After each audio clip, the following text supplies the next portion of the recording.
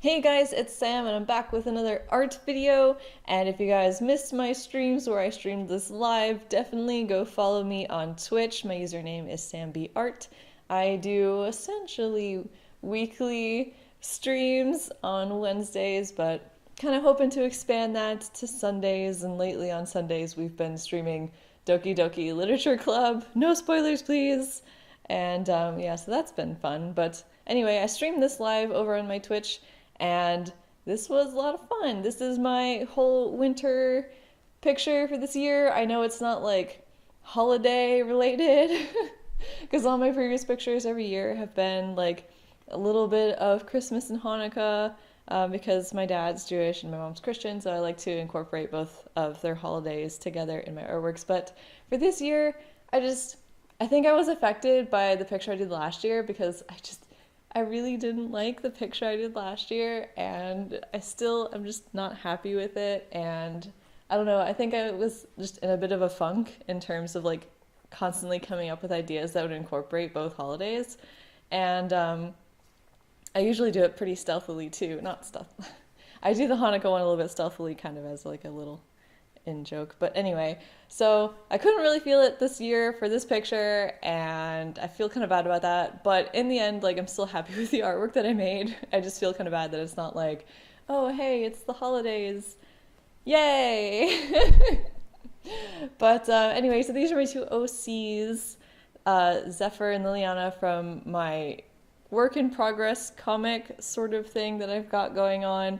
There's no pages yet, so like don't get excited. I've basically just finished up the character designs, and I apologize for the plane in the background, but I really don't feel like pausing in my talking right now. But anyway, if you guys go on the streams, y'all know about the planes.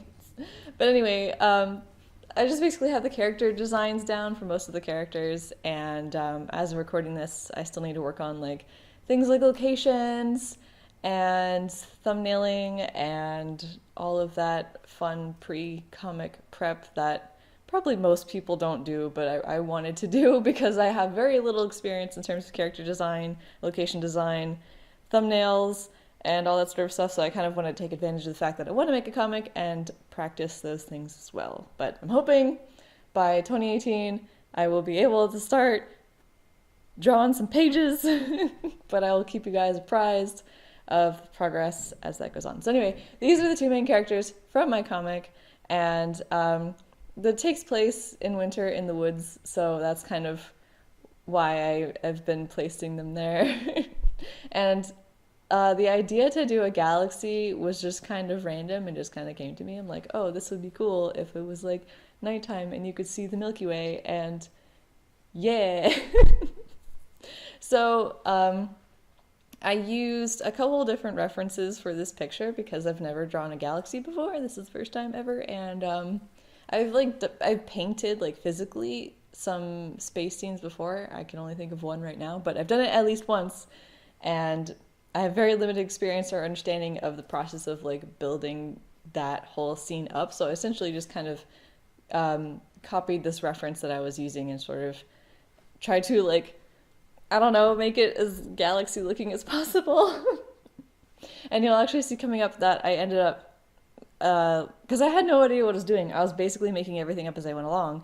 And I was trying to think backwards, like, oh, in terms of layers, like whenever I do backgrounds in general, like ignoring the galaxy part, I tend to like working back to front, because the things in the front will overlay and like overlap the things in the back. So it's best to just have the back things done first, because then you don't know maybe what details you'll want to cover, and sometimes things look unnatural if you like go back. And it's not really the case with digital art because you have layers, but with traditional art, like I for sure like to work back to front, like in terms of like the layering process, maybe not necessarily like in order of, this is getting confusing. But anyway, so I was trying to think about how to do that with a galaxy, because like you have all the colors and you have like the cloudy looking effects, and you have the stars, and stars for in general, it's always nice to do the stars last because that's just that wow moment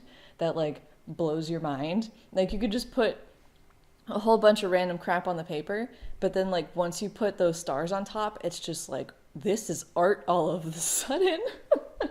I don't know if you guys ever experienced that. Whenever I did those spray paintings with spray paint, wow, good job, Sam. Whenever I did those, like the stars was my favorite part. So yeah. Anyway, so for I tried to do it myself, trying to work up things sort of backwards, but I also sort of didn't because I was like also focusing on like the cloudy look and the colors and like the brightness behind them all at like the same time, and it was just kind of confusing for me.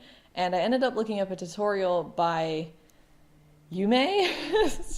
Blanked on her name for a second. She has a video on YouTube about it. There's a whole bunch of videos on YouTube about how to draw a galaxy or whatever, and I just happened to remember that, oh, I had watched hers years ago, and I rewatched it, and she makes it look so easy, but I know she practices a lot.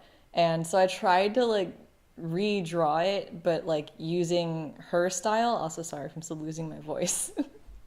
I don't think I'm sick. I'm just whatever. But anyway, yeah, so I tried to copy her technique, and I didn't have like enough of a chance to really figure it out, and it was kind of difficult to do it on a piece that like I already have a set amount of progress done, and like it felt a little bit like backtracking, and I didn't really want to do it with this piece because like one, I'm lazy, and two, I like am basically starting over trying a new technique, which isn't necessarily a bad thing and often can be a good thing for a piece, but I wasn't really feeling it with this one. So I ended up just scrapping that whole reattempt to draw the galaxy, and I still want to try her technique because I found it interesting. And because the thing with galaxies, I didn't just describe it this way. One of my friends did, and she said it's basically like reverse clouds, and that could not be more true. And I'm probably like blowing it out of proportions, but I need to practice it more, and I want to practice it more because it's really pretty, and you can like make it like really bright and saturated and really push the colors because like who cares, it's space is awesome. So you can tell what my motivation was for this was the bright and shiny colors. But yeah, so I ended up just scrapping that, going back to what I originally had. And, I think it worked. I think, like, there's definitely things that I could improve on, but, I was lazy and I wanted to get it done, and I already painted all that. So I just kept it, and I put the stars on top, and the stars, like I said, they make a difference, so it was already looking better. And then basically just moving on to the mountains, which is then I used another reference. I used Pixabay, hashtag not sponsored, but they had, like, a bunch of various mountains with, like, snow on top, so I was trying to use that because they didn't really have anything that like was exactly this picture. I just kind of made up this picture, this landscape, but I was trying to like follow like I don't really draw mountains either. Like this was all just like a new thing for me. Like I don't draw galaxies, I don't really draw mountains.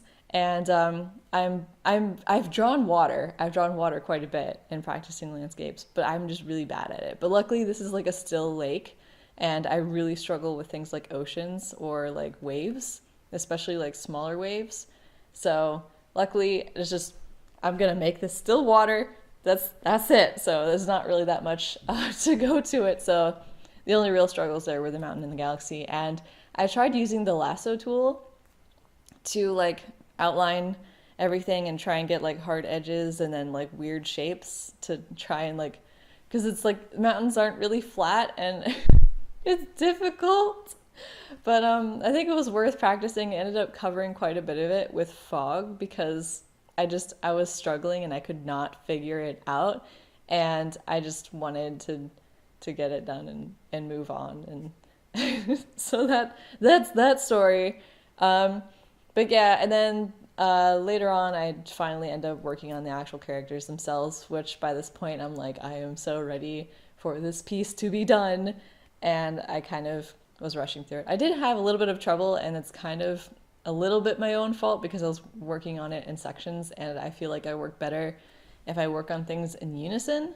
And I've mentioned this, I think, in previous videos in the past, where if I'm doing a background with a character in it, or like, it doesn't have to be a person, it could be like an animal, but I like to work on them side by side. Like I do a little bit of the background, a little bit of the character, because then they feel more unified and like cohesive and together in the picture. Like the character feels like they're in the background and the background feels like it's with the character.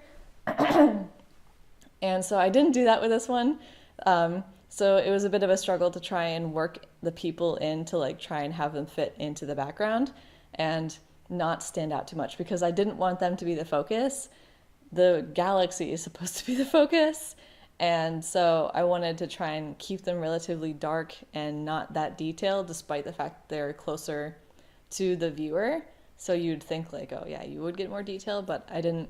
I don't know. It's still stuff I got to play around with. I'm still pretty new with backgrounds and trying to just figure this stuff out. A lot of this is just trial, error, and experimentation. And yeah, but that's the only way you're going to improve and figure stuff out. You know, using references, going outside your comfort zone, experimenting, trying new things, and just, you know, that sort of stuff. So if you're new to backgrounds, or if you've never tried backgrounds, I would recommend just, you know, go for it. And I think what helps me a lot is to do timed challenges with backgrounds where you can do a mix of things to really understand backgrounds. But one of the things that I like to do is timed because I'm very impatient and I don't like spending a lot of time on things. So I give myself like a 30-minute max where I have to draw this background or paint this background or do whatever in at most 30 minutes. And you'll find that especially with time challenges, you'll start to pick up on things that are important to a picture and like what is the essence of like what makes up that picture. And I think that'll help you like more quickly because you can do more of timed, like limited time challenges that you could in like fully detailed things like this. Like, because I can only do like one of these because I think if you include the entire stream time, this took about 6 hours, which there were a lot of breaks and stuff, but probably it took about five hours if I took out breaks or like distractions and pauses and whatever. And so that's 5 hours. So if I did at most 30 minutes, that's 10 pictures versus one picture. That's a big difference. You're going to learn a lot more doing those 10 than you did in that one. So definitely try and like find a balance in terms of like the quantity versus the quality, because it's still important to do like the one big finished picture just as much as it is the little ones, because then you can learn how to do detailing and finishing and little things like that. And so I think just trying to find a balance. So like doing a one big finished piece every once in a while and then a whole bunch of little pieces more often, I think that's kind of like a good balance of figuring stuff out. And it doesn't have to be with backgrounds. You can do this with anything. And so yeah, there's my little tidbit of advice for this. But yeah, that's about all I got for this picture. But if you guys would like to see more live streams from me, kind of bad timing because I'm going to be pausing live streams as I go and visit my family. But nevertheless, feel free to follow me on Twitch and catch my live streams and arts and drawings and stuff. And yeah, so here's the finished picture. Hopefully you guys liked it and enjoyed this video. And feel free to subscribe if you haven't already, if you'd like to see more art-related stuff. And thanks so much for watching. Bye! And there's an airplane saying bye to you guys too. Bye!